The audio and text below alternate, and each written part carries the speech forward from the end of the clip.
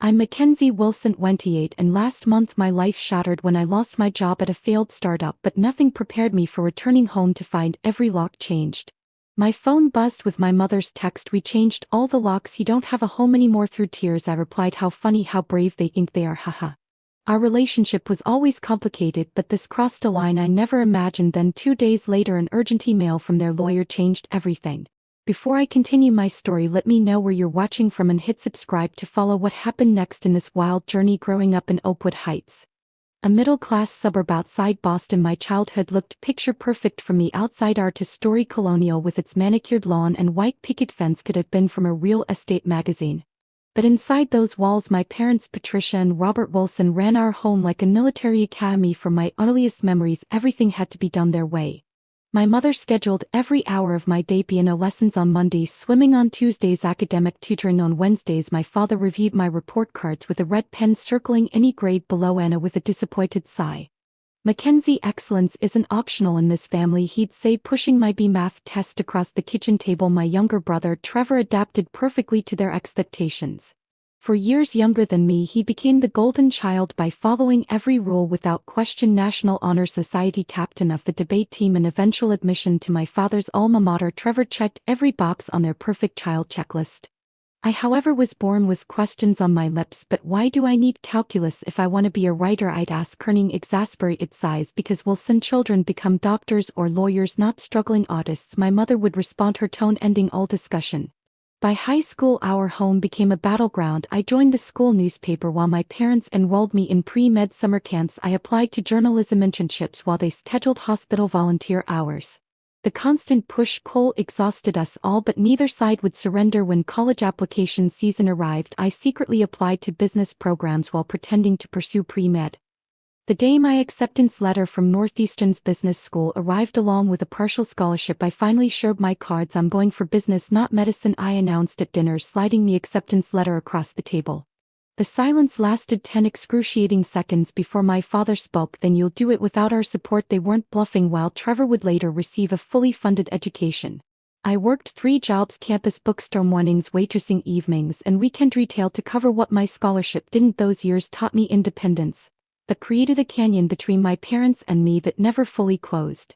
After graduation, I'll ended an entry-level marketing position at a promising tech startup. The salary barely covered my tiny apartment and student loans, but it was mine. For 3 years I built my career visiting my parents' house only on major holidays, where conversation remained superficial and tense. Then COVID hit. Our startup lost its funding, downsized, and eventually collapsed entirely. With the job market frozen and my savings depleted after 2 months of unemployment, I faced the unthinkable, asking my parents to move back home temporarily. 6 months maximum, I promised, as they reluctantly cleared out Trevor's old room. "Just until I find something stable." From day one the arrangement was strained. They imposed the same rules as when I was 16: curfew charts and mandatory family dinners where my mother would subtly mention medical school applications were still an option at my age. Every job rejection email in my inbox became ammunition for their argument that I'd chosen the wrong path: marketing for tech companies in this economy. My father would scoff, "You could have been halfway through your medical residency by now." Tensions escalated over my 6 months stay. My contributions to household expenses, whatever I could scrape together from occasional freelance work, were dismissed as insufficient. My job search efforts were deemed unfocused. My interviews for positions they considered beneath the Wilson were met with silent disapproval. The final straw came after I lost a promising job opportunity at a digital marketing agency. After 5 interviews, I'd been the second choice. Devastating news I received via email while sitting at the kitchen table. "Maybe this is a sign," my mother said, watching me fight back tears. "Your grandmother would be so disappointed to see you struggling like this." That comment ignited something in me. My grandmother, my mother's mother, had been my greatest supporter before her death 3 years ago. She'd secretly slipped me checks during college and always told me to follow my passions. "Don't you dare tell me what Grandma would think," I snapped. She was the only one who ever supported me unconditionally. What followed was the worst argument we'd ever had. Words like ungrateful, failure, and disappointment flew across the room. I accused them of never loving me for who I was. They called me entitled and delusional about my capabilities. I stormed out to clear my head, spending the night at my friend Allison's apartment. The next morning I had a job interview across town, not my dream position, but something that would get me back on my feet. I sent a text to my mother saying I'd be back that evening to talk more calmly. I never imagined that by evening, I would no longer have a home to return to. The job interview went surprisingly well. The position was for a content marketing manager at a small but stable company, less exciting than my startup days but with reliable pay and benefits. As I walked to my car, I felt a glimmer of hope for the first time in weeks. Maybe this would be my ticket back to independence, away from the daily tension at my parents' house during the dogtown. I even practiced what I'd say to smooth things over after last night's fight. "Let's start fresh," I rehearsed. "I have a good feeling about this interview and I'm grateful for the roof over my head." While I get back on my feet, it was just after 4:30 p.m. when I pulled into the familiar driveway. The house looked exactly as it had that morning. Neat hedges, my mother's garden gnomes standing sentry, the American flag by the front door gently waving in the autumn breeze. Everything appeared normal. Then I tried to open the front door. My key slid into the lock but wouldn't turn. "That's strange," I thought, jiggling it harder. "Maybe it's stuck." I tried again, wiggling the key more forcefully, but it wouldn't budge. "Hello," I called, knocking on the door. "Mom, Dad, the lock seems jammed." No answer. I walked around to the side entrance by the kitchen, the door we used most frequently. Again my key slid in but wouldn't turn. A cold feeling settled in my stomach as I tried the back door, with the same result. Standing on the back patio, I pulled out my phone and called my mother straight to voicemail. I tried my father, with the same result. Finally I called my brother Trevor, who lived 2 hours away in New York City. "Trevor, hey, something weird is happening. I can't get into the house and Mom and Dad aren't answering." A long pause. "Mac, I think you should check your texts." I pulled the phone from my ear and saw a new message notification from my mother that had arrived during my call with Trevor. With trembling fingers I opened it. "We changed all the locks. You don't have a home anymore after last night. We've decided it's time for you to figure out your life on your own. Your things will be boxed up and available for pickup on Saturday, when we'll be out. Arranged to have everything removed by 5 p.m. The ground seemed to tilt beneath me as I read and reread the message. My parents had locked me out. They had actually changed the locks while I was at a job interview. My home of 6 months and my childhood home of 18 years before that was suddenly inaccessible to me. Through the shock I typed back, "How funny, how brave they think they are, haha." The laugh was pure bravado. Inside I was crumbling. I immediately tried calling again but both their phones remained off. I looked up at the house at my bedroom window on the second floor and realized all my possessions were inside: my clothes, my laptop, my portfolio, my birth certificate and passport, everything. "Mac, you still there?" Trevor's voice came through the phone. I'd forgotten was still connected. "Did you know about this?" I asked, my voice barely a whisper. "Not until an hour ago. They called me after they did it." He sounded uncomfortable. "Look, they're really upset about last night. Just give them some time to cool off." "Time, Trevor? They've locked me out. All my stuff is in there, my documents, my work materials, everything. I have nowhere to go. Maybe stay with a friend for a few days. I'd offer my place, but Lisa's parents are visiting." "And forget it," I cut him off, anger replacing shock. "Just tell them this is illegal. They can't just throw me out without notice." "I'll talk to them," he promised weakly. "Just don't do anything to make it worse, okay?" I hung up and sat in my car staring at the house where I'd grown up. Through the kitchen window, I could see my mother moving around, deliberately not looking outside. She knew I was here. They both knew. With shaking hands I called Allison, the friend I'd stayed with the previous night. "Holly, I need a huge favor. Can I crash on your couch again?" "My parents," my voice broke. "My parents changed the locks. They've kicked me out." Allison's outrage was immediate and comforting. "They did what?" "Of course you can stay." "Hero, my God, Mac, that's horrible. Do you need me to come get you?" "No, I have my car. I'll be there in 20 minutes. "Thank you so much." As I started the engine, Mrs. Henderson, the elderly neighbor who'd lived next door since I was a child, approached my window with concern written across her face. "Mackenzie, dear, is everything all right? I saw you trying the doors." I could barely meet her eyes, humiliation burning for me. "My parents changed the locks, Mrs. Henderson. They've decided I'm not welcome anymore." Her face fell. "Oh, sweetheart, that's not right. Do you have somewhere to go?" "Yes, a friend's place, but all my things are still inside." She patted my hand through the window. "I'll keep an eye out. If I see them leaving, I'll let you know. Maybe you can get your essentials." Then I thanked her and drove away, watching my childhood home recede in the rearview mirror, feeling like I was 16 again, powerless, misunderstood, and completely alone. That night on Allison's couch was the lowest point of my adult life. After she went to bed, I finally allowed myself to break down completely. The betrayal cut deeper than I could have imagined. These were my parents, the people who were supposed to love me unconditionally. Instead, they literally locked me out of their lives. Because I didn't fit their predetermined mold. I scrolled through old family photos on my phone until 300 wondering where it all went so wrong and how I would rebuild my life from scratch with most of my possessions held hostage. Little did I know that in just 2 days an unexpected email would turn the entire situation upside down. Waking up on Allison's couch the next morning, it took a few disorienting seconds to remember why I wasn't in my bed. Then reality crashed down.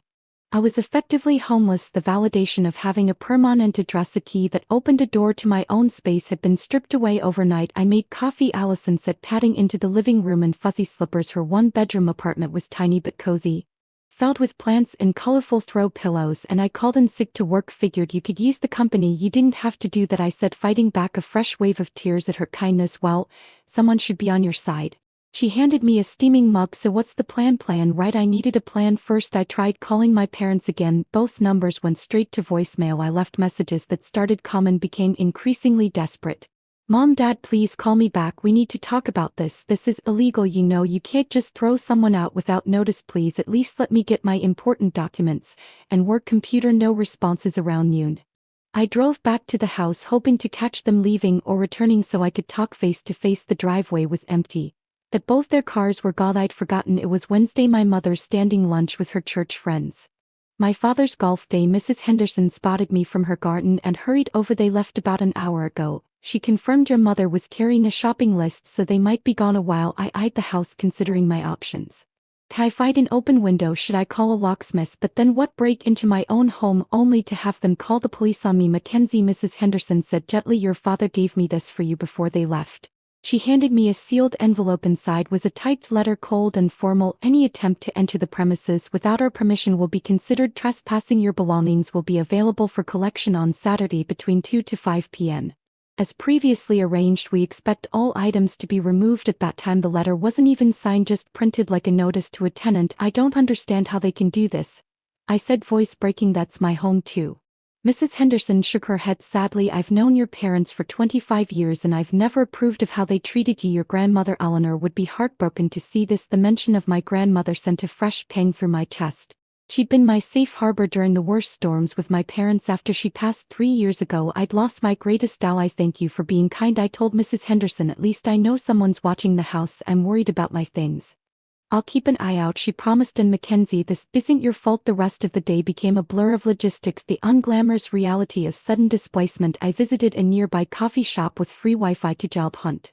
Made an appointment at the DMV to replace my driver's license. The original was inside the house, and called my bank. The bank delivered another shock. My parents had removed me from the joint account we'd established when I was in college. The account where my freelance checks were deposited, the account that contained my last $847. The primary account holders made this change yesterday afternoon, the bank representative explained apologetically. There's nothing we can do since you were listed as a secondary holder. I'd been financially cut off too. My parents weren't just forcing me out, they were systematically erasing my safety nets one by one. That evening, scrolling through social media on my phone, I saw Trevor had posted family dinner photos. My parents smiling around a homemade lasagna, my mother's specialty. The caption read, nothing like mom's cooking, #blessed, #family time. I threw my phone across Allison's couch. They're acting like everything's normal, I said when she looked up startled, like they didn't just throw their daughter onto the street. And Trevor's playing along. Allison retrieved my phone. Your brother's always been their puppet, you know that he could at least acknowledge what they did was wrong. Family loyalty is complicated, she said. Speaking of which, you can stay here through the weekend, but Ethan's moving in Monday. Remember, Ethan was Allison's boyfriend. They've been planning to move in together for months. Of course, I'll figure something out by then, but the walls were closing in. I'd been job hunting for months with no success. My savings were gone. My possessions were being held hostage, and now I had 3 days to find new accommodations with no income. That night, sleeping fitfully on Allison's couch, I was plagued by stress dreams, showing up to job interviews naked, running through endless hallways of locked doors, my parents laughing as I frantically tried key after key. I woke up exhausted with a tension headache pressing behind my eyes. You look terrible, Allison said, not unkindly. Maybe you should talk to someone like a therapist. With what money? No, like a lawyer. What your parents did has to be illegal. The thought had crossed my mind, but attorneys cost money. I didn't have. Besides, suing my own parents felt like crossing a line even after everything they've done. Let me see what happens Saturday when I get my things, I said. Maybe they'll have cooled off by then, but deep down I knew better. This wasn't a spontaneous action, it was the culmination of years of conditional love. My parents had finally found the ultimate way to control me by removing my security completely. That afternoon I used the last of my cash to buy a prepaid phone card, worried my phone bill wouldn't process with my account frozen. I was applying for a barista position, any job would do at this point, when my email notification chimed. The sender, Sanders and Wilson Law Firm, subject urgent regarding Wilson family property and assets. My heart plummeted. Were my parents actually suing me now for what? Being a disappointment. With trembling fingers, I opened the email that would completely transform my understanding of the past 28 years. The email began firmly: Dear Miss Wilson, I am contacting you regarding urgent matters pertaining to the Eleanor Wilson trust for which our firm serves as legal executor. Recent events have necessitated our immediate intervention. Eleanor Wilson, my grandmother. I read on, my heart racing. It has come to our attention that your current residential status has been compromised, which constitutes a direct violation of the terms established in your mother's trust. We request an immediate consultation to discuss your legal options. The message included contact information for Jonathan Peters, senior partner, and requested I call at my earliest convenience. A confidentiality notice at the bottom warned against unauthorized disclosure of the email's contents. I read it 3 times, trying to make sense of it. My grandmother had a trust when that somehow involved my residential status, and what did they mean by legal options? With shaking hands, I dialed the number. Sanderson Wilson, how may I direct your call? Came a professional female voice. This is Mackenzie Wilson. I received an email from Jonathan Peters about my grandmother's trust. One moment, please, Miss Wilson. After a brief hold with generic classical music, a deep male voice came on the line. Miss Wilson, thank you for your prompt response. I'm Jonathan Peters. What's this about my grandmother's trust? I wasn't aware she had one. That's precisely why we need to meet. There are confidentiality concerns I can't address over the phone. Could you come to our office tomorrow morning at 1000 am? Yes, I can do that.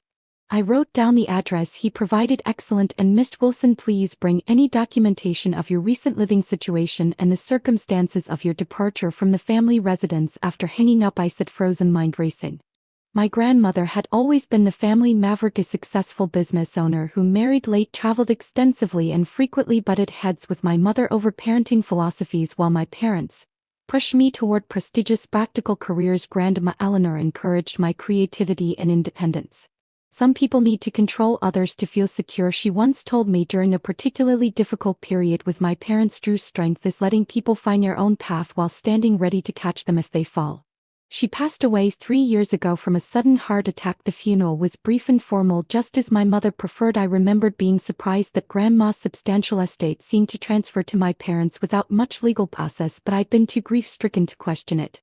Now memories flooded back. Little comments my grandmother had made, meaningful glances when my parents discussed her assets, her insistence on speaking with me alone during her final years. One day, Mackenzie, she'd said during our last visit, to understand just how much I believe in you, promise me you'll never let them crush your spirit.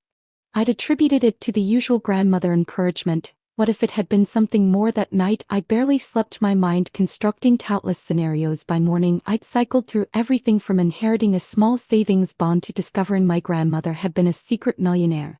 I arrived at Sanders and Wilson 15 minutes early, acutely aware of my wrinkled clothes and the dark circles under my eyes. The building was an imposing downtown high-rise, its lobby all marble and glass. I felt desperately out of place at the reception desk. I gave my name with as much confidence as I could muster.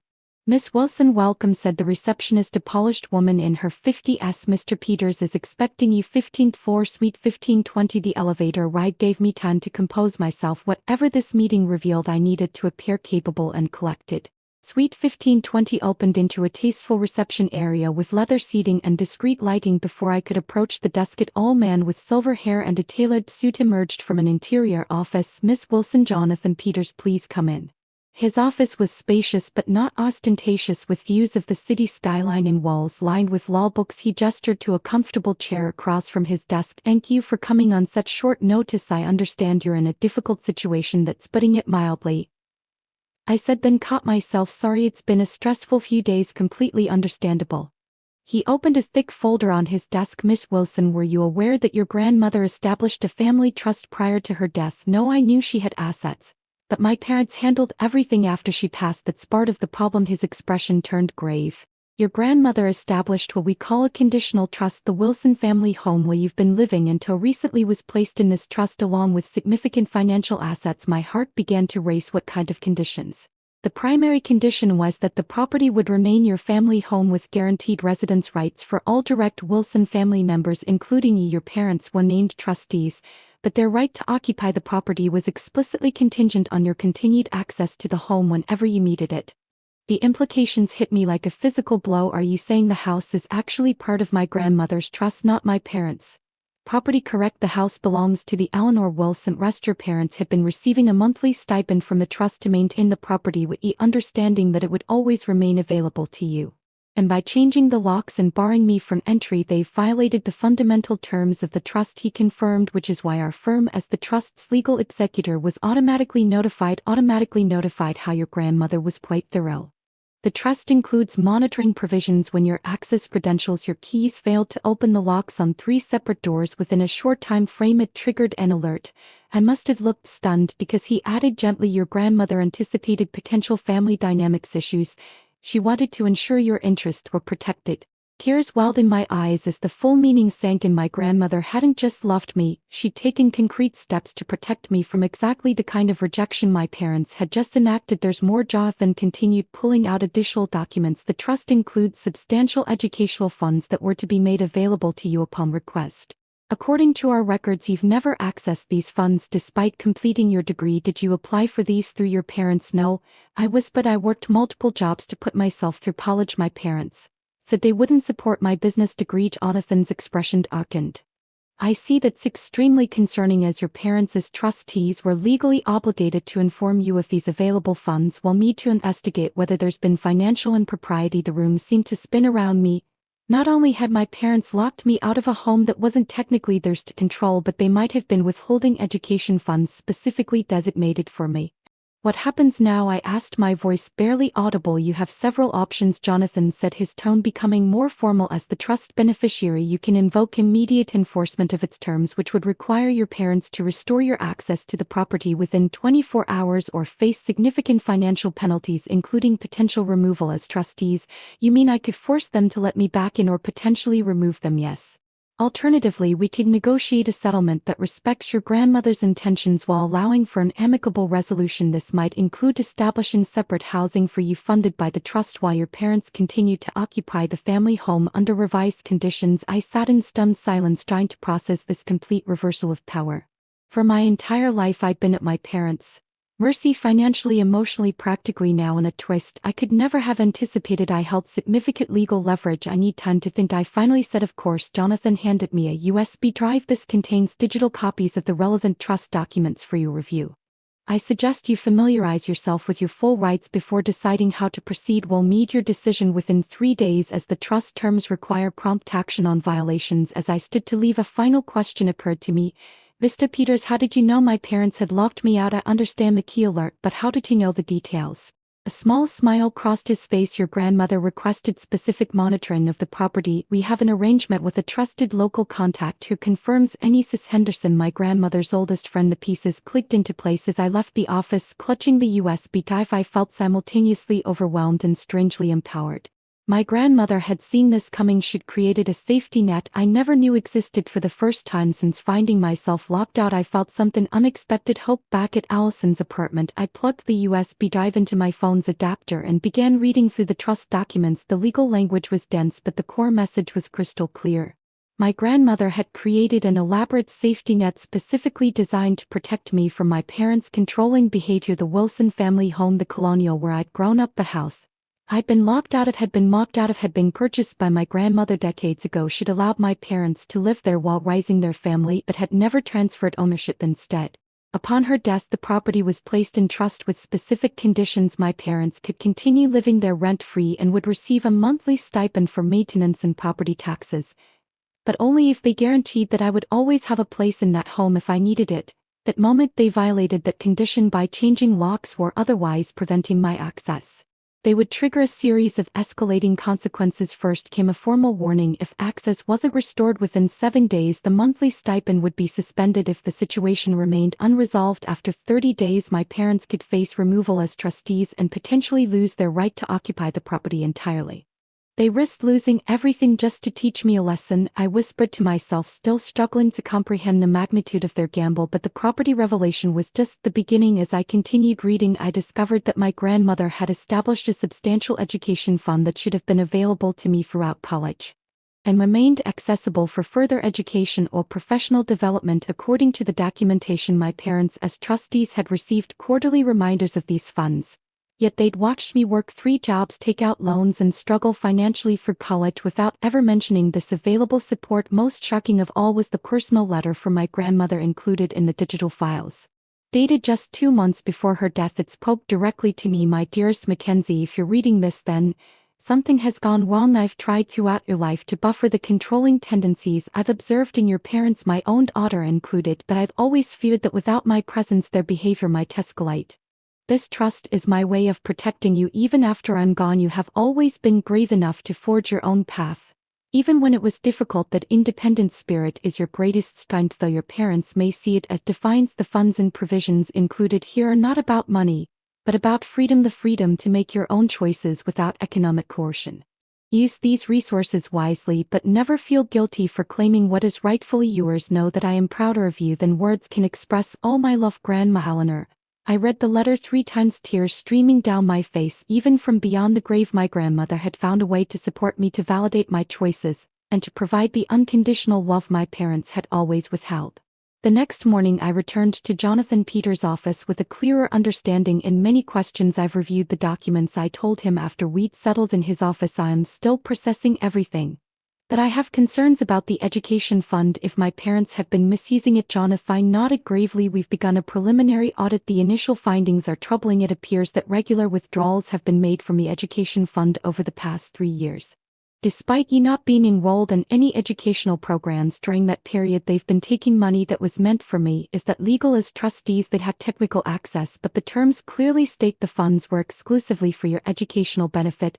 If they've been using these funds for other purposes, it constitutes a serious breach of fiduciary duty." The betrayal cut deep. Not only had they denied me access to financial support during college, but they appeared to have been helping themselves to my inheritance. Since my grandmother's death, we've also confirmed through property records that significant renovations were made to the family home last year. Jonathan continued: "A new kitchen, master bathroom upgrades, and a backyard landscaping project totaling approximately $87. So I remembered those renovations, my mother's dream kitchen with custom cabinets and top-of-the-line appliances, my father's elaborately landscaped backyard retreat with a built-in grill and water feature, projects they declaimed they'd been saving for over many years. They used my education money to remodel the house." I said flatly, "That appears to be the case. We'll need to conduct a full forensic accounting to determine the exact amounts and timing." I sat back, overwhelmed by the scale of deception. What are my options now? Jonathan outlined 3 potential paths forward. First, I could pursue immediate and full enforcement of the trust terms, which would likely result in my parents being removed as trustees. Potential legal action to recover misappropriated funds and a forced restoration of my residence rights. Second, I could seek a negotiated settlement that would acknowledge the violations but allow for a more measured resolution.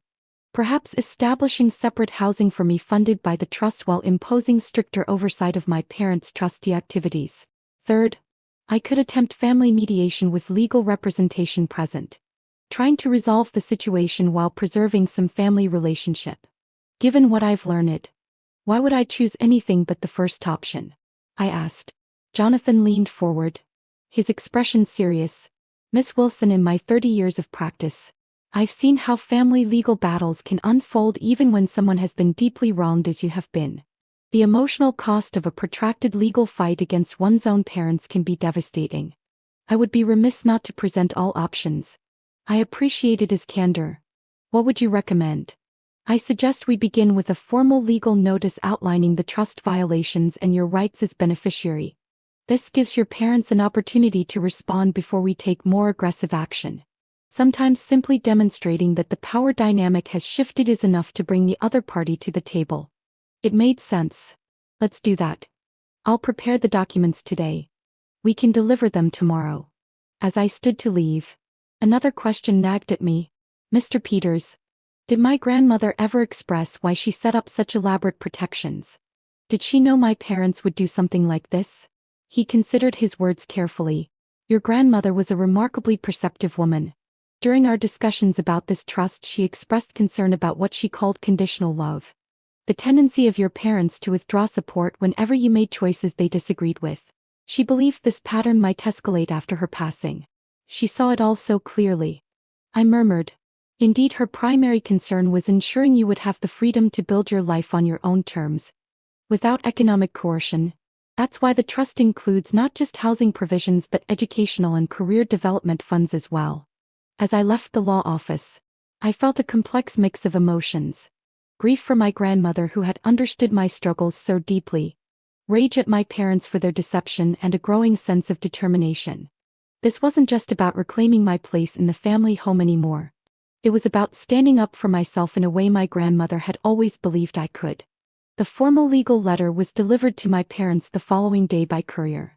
Jonathan called to confirm receipt and warned me to prepare for their reaction. It came within hours.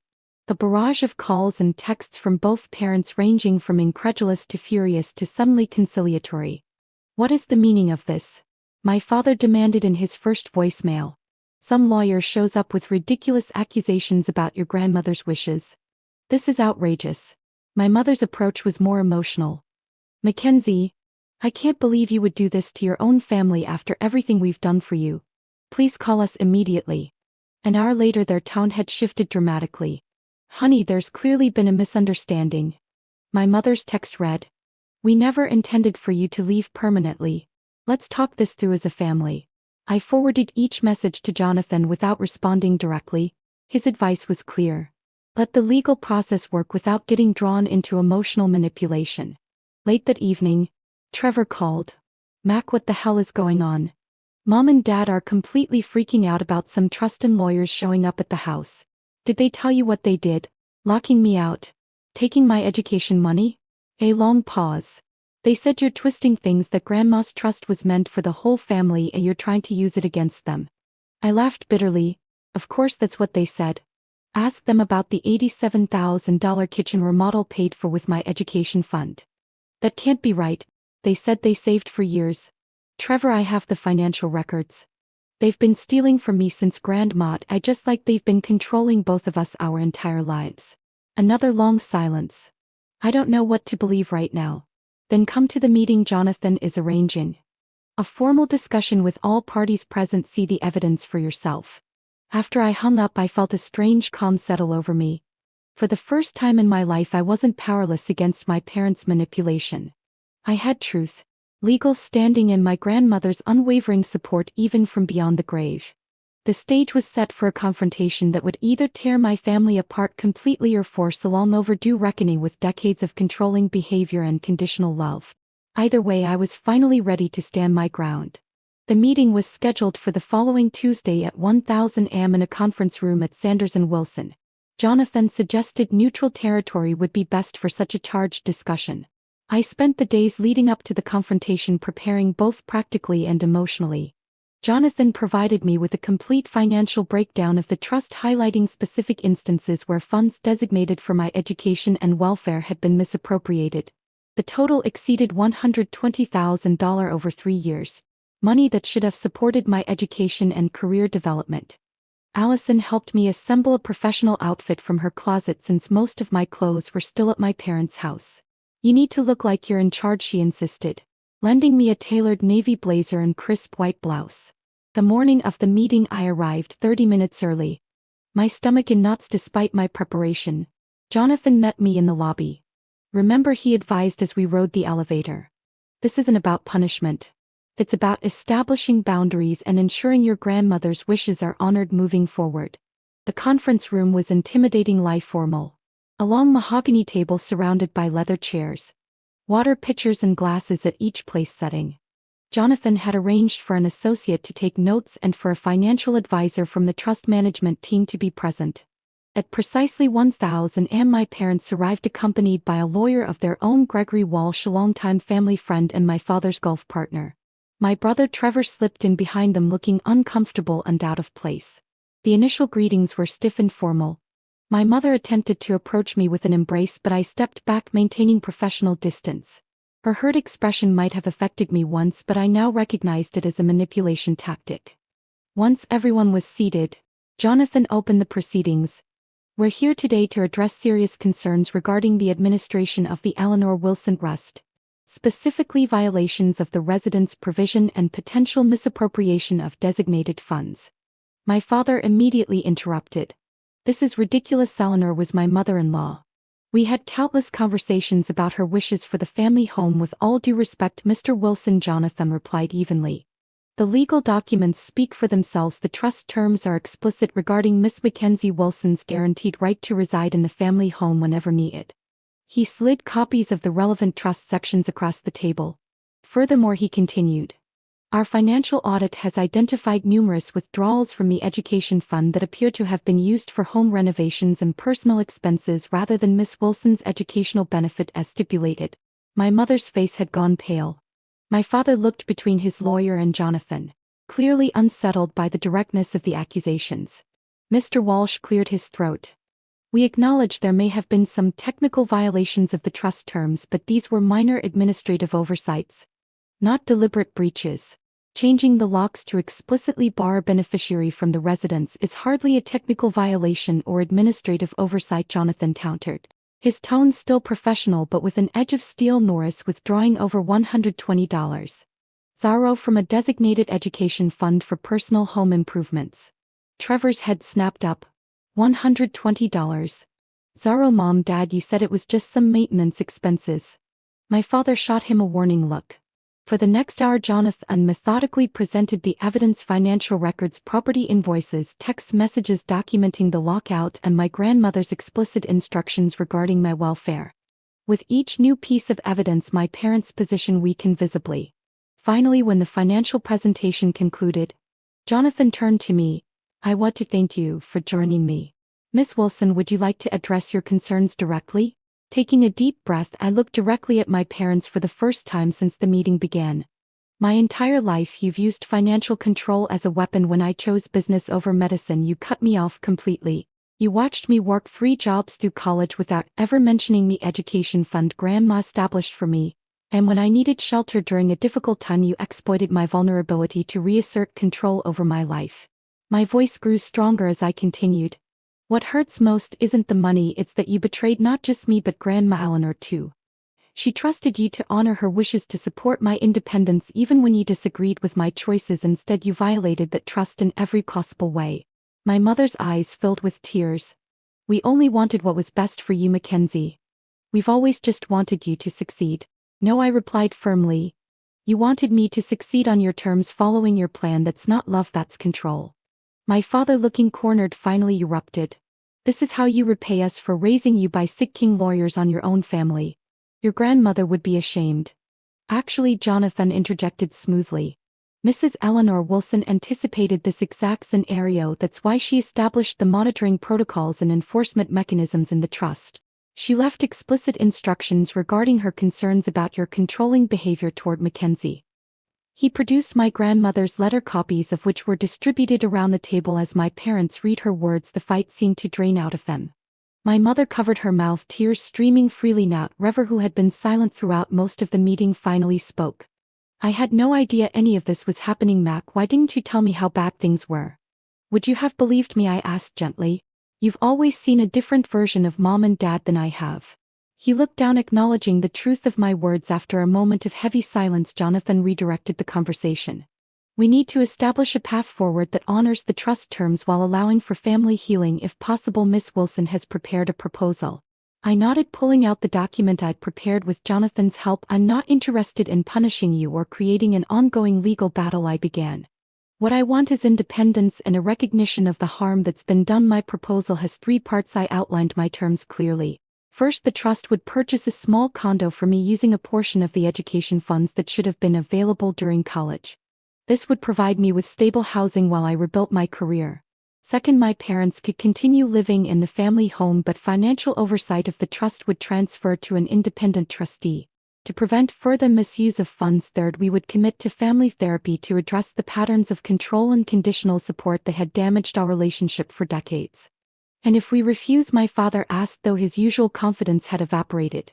Jonathan answered before I could. Then we proceed with formal enforcement of the trust violations. This would likely result in your removal as trustees, potential legal action to recover misappropriated funds, and a significant reduction in your benefits under the trust. Mr. Walsh leaned over to whisper something to my father, who listened with a tightening jaw before finally nodding. We'll need time to review the proposal in detail, Mr. Walsh stated formally. Of course, Jonathan replied. We can give you 48 hours. After that we'll need to proceed with enforcement actions as required by the trust terms. As the meeting concluded, my mother approached me while my father was speaking with their lawyer. Mackenzie, she said quietly, I never meant, I didn't realize how this looked from your perspective. It wasn't an apology, not really. But it was perhaps the closest she could come in that moment to acknowledging harm. I know, Mom, I replied. That's why I included family therapy in my proposal. We need to learn how to communicate without control or manipulation. She nodded, a complex mix of emotions crossing her face. As everyone filed out of the conference room, Trevor hung back to walk with me. I should have paid more attention, he said. I knew things were always tense between you and them, but I had no idea about the money or how they treated you during college. You were the good child, I said without bitterness. You never had reason to see that side of them. I want to help fix this, he offered. Whatever happens next, for the first time in days, I felt a glimmer of hope that some family relationships might be salvageable, even if they would never be the same. 47 hours later, Jonathan called with news. My parents had accepted the proposal with only minor modifications to the therapy requirements. The process of establishing my new housing would begin immediately, and I would have access to the family home to retrieve my belongings whenever. I wished the confrontation hadn't been the dramatic showdown I'd imagined, with villains vanquished and justice thunderously served instead. It had been something more complex, a painful but necessary dismantling of harmful patterns that had persisted for decades. As I hung up the phone, I realized my grandmother had given me not just financial security but something far more valuable. The opportunity to break the cycle of conditional love and control that had defined my family for generations. 1 month after the settlement, I stood in the living room of my new condo, still amazed by the turn my life had taken. The space was modest but entirely mine. A 1-bedroom unit in a pleasant neighborhood purchased with funds from my grandmother's trust. Natural light streamed through large windows, illuminating walls I could paint any color I wanted. Shelves I could fill with books my parents would never approve of, and a life I could shape according to my own values. The settlement had proceeded smoothly once my parents accepted the inevitable. The trust purchased the condo and established a monthly stipend to help me rebuild while I searched for permanent employment. My parents retained the family home, but with an independent trustee overseeing all financial decisions related to the trust, a humbling arrangement for my father especially. Most of my possessions had been retrieved from my parents' house during a tense but civil Saturday afternoon. Trevor had helped, acting as a buffer when my father made passive-aggressive comments about ungrateful children, and my mother vacillated between tearful appeals and cold silence. They'll adjust eventually, Trevor had whispered as we loaded boxes into his SUV. This is the first time they'd ever faced real consequences.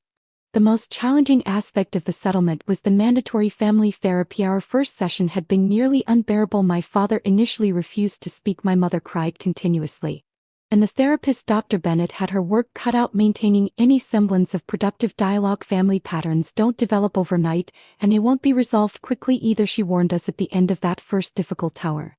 This process requires commitment from everyone. To my surprise, my parents had continued attending. My father's participation remained minimal, but each session brought tiny moments of clarity. During our third meeting, my mother had acknowledged for the first time that her parenting had been shaped by her own mother's controlling behavior, the very pattern my grandmother Eleanor had tried to break. Mom could be so critical, she admitted quietly. Nothing I did was ever good enough. I promised myself I'd make sure my children succeeded where I had failed. I thought I was being a good mother by pushing you. It wasn't an apology, but it was the beginning of understanding. Meanwhile, I'd begun my own individual therapy with Dr. Rivera, a compassionate woman who specialized in family trauma. What you're experiencing is a massive shift in power dynamics, she explained during our second session. For your entire life you've been the dependent one, the one seeking approval. Now suddenly you hold significant leverage. That's a difficult transition for everyone. She helped me work through the complex emotions, the vindication tinged with guilt, the grief for the parents I'd wished for, the lingering anger at years of manipulation, and the tentative hope for a healthier relationship in the future. Forgiveness doesn't mean forgetting or excusing, Dr. Rivera reminded me often. It means releasing the expectation that the past could have been different and choosing how to move forward with clear boundaries. Those boundaries became my focus as I rebuilt my life. With stable housing secured and basic financial needs met through the trust, I could finally pursue career opportunities that aligned with my values rather than merely accepting any position out of desperation. I applied to a master's program in digital marketing, something I'd always wanted to pursue but couldn't afford after undergrad. Using legitimate education funds from the trust, I enrolled in fall classes, feeling a profound sense of following my grandmother's intended path. Trevor and I developed a closer relationship through this process. Free from our parents' comparative dynamics, we discovered a genuine friendship. He confessed that he'd always envied my courage to pursue my own interests despite our parents' disapproval. I did everything they wanted, he admitted during a coffee meetup. Perfect grades, right college, right career, and I'm not even sure I like being an accountant. I just never questioned it. It's never too late to make changes, I told him, recognizing how much I sounded like our grandmother. The most unexpected development came from Mrs. Henderson, my parents' neighbor, who had shown me kindness during the lockouts. She invited me to tea one afternoon and revealed that she had been my grandmother's closest friend and confidant. Eleanor worried about you constantly, she told me, serving Earl Grey in delicate cups. She saw how Patricia and Robert's controlling behavior was affecting you. That's why she established the trust the way she did. You were her eyes and ears. I realized. The local contact Jonathan mentioned. She nodded. Eleanor asked me to keep watch over you, especially after she was gone. When I saw them changing those locks, I knew immediately. It was what she had feared most. Thank you, I said, fighting tears, for helping her protect me. She was so proud of you, dear. Your independence, your determination to forge your own path, those were qualities she valued above all else. Those words stayed with me, becoming a touchstone as I navigated my new reality. 6 months after the settlement, things had reached a tentative equilibrium. Family therapy continued with incremental progress. My parents and I maintained a careful distance. Sunday dinners once a month, brief phone calls weekly. The raw edges of betrayal were slowly healing, though our relationship would never return to what it had been. Perhaps that was for the best. My mother had begun individual therapy herself, occasionally sharing insights about her own upbringing that helped me understand, if not excuse, her behavior. My father remained more resistant to change, but had stopped actively undermining the therapy process. The trust continued operating as designed. With transparent financial reporting that prevented further misuse, I accessed education funds appropriately for my master's program, experiencing for the first time the support my grandmother had intended all along. As I prepared for my second semester of graduate school, I received an unexpected email, a marketing internship opportunity with a growing digital agency perfectly aligned with my studies. I applied immediately and was called for an interview. The morning of the interview, I stood before my mirror, professional and confident in a way I hadn't been during those desperate job searches months earlier. On my nightstand sat a framed photo of my grandmother Eleanor. Her wise eyes and subtle smiles seemingly approving of the woman I was becoming. I picked up the photo, speaking softly to her. Image, you saw it all coming, didn't you? You knew I'd need protection. And you made sure I had it when the time came. I wish you were here to see that your plan worked. In that quiet moment, I realized the profound gift my grandmother had given me. Not just financial security, but the chance to break generational patterns of control and conditional love. She had created the safety net that allowed me to stand firm in my own truth and build a life based on authenticity rather than others' expectations. As I headed out the door to my interview, I felt her presence with me, along with a deep sense of gratitude for her foresight and unconditional love. The journey hadn't been easy, and I was still healing ahead, but I was finally walking a path of my own choosing, exactly as my grandmother had intended. Have you ever had to stand up to family pressure or expectations to follow your own path? I'd love to hear your stories in the comments below, and if this story resonated with you, please like and subscribe to follow more of my journey. Sometimes the family we choose and the boundaries we set are the most important steps toward finding our true selves. Thank you for watching, and remember that you deserve support that doesn't come with strings attached.